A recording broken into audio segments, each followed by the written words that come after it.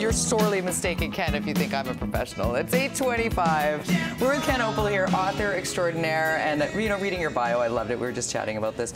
You do hail from Vancouver Island originally, then lived on the other coast. The other coast, and the middle of the country, and overseas for a bit too. Yeah, Dublin, right? Well, Dublin, Oxford for 3 years. Oh, there you go. Yeah, as well. So, you really have taken kids, small kids, on great journeys with Airborne. Right. And now you have sort of evolved into that a little bit middle school tween genre with the Boundless. I don't want to forget to hold up the book and talk about what is behind this incredible story of the longest train. Oh, well, I love trains. Yes. I mean, I love traveling on trains. I took the train across the country as part of the research, but mostly because I just wanted to do it. 4 days and nights on a train was pretty much my idea of the great time.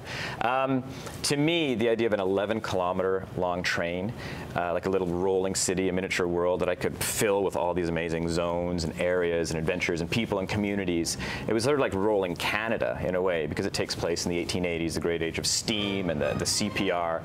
So for me as a writer, I like to create a world, and all the possibilities on this train were irresistible to me. And the kid starts at the front of the train, ends up at the back, and has to get back to the front. So it's like this quest, for him to get his way through all these different worlds on the train. And it's not bubblegum fare. Like, there's some serious twists and turns here. Some murders and there's some pretty dire stuff. Age? 8 to 14. 8 to 14 here. Yes. I say, yeah.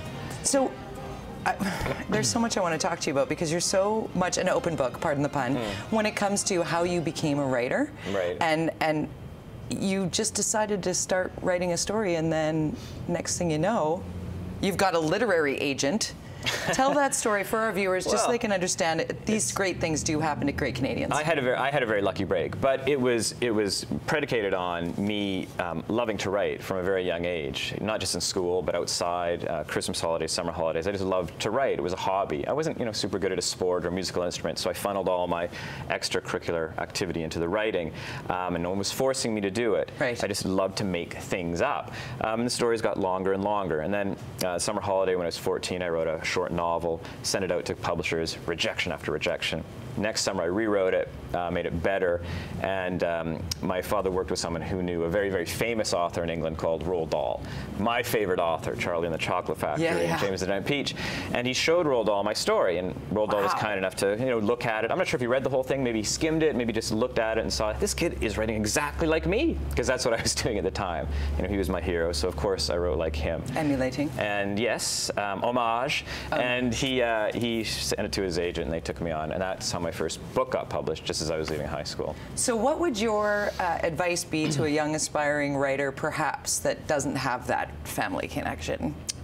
Well, it's tough because you've got two routes. You can try and send your stuff cold to publishers, or get a literary agent. And in both cases, you're gonna wait a long time just for feedback. Often it's going to be a rejection. 9 times out of 10, people will say no, just because people are mean. No, just because it's like it's so subjective. It's so subjective. And you can wait for a publisher, you can wait for an agent. It's better to have an agent, because then you've got an advocate to say you're the best thing ever. Right. And they're doing some of the work for you, and they'll take a percentage. But it's a waiting game, and it requires thick skin and perseverance. Thick skin, perseverance, diligence, and then someday you publish great works. Airborne has sold over 1 million copies, hasn't it?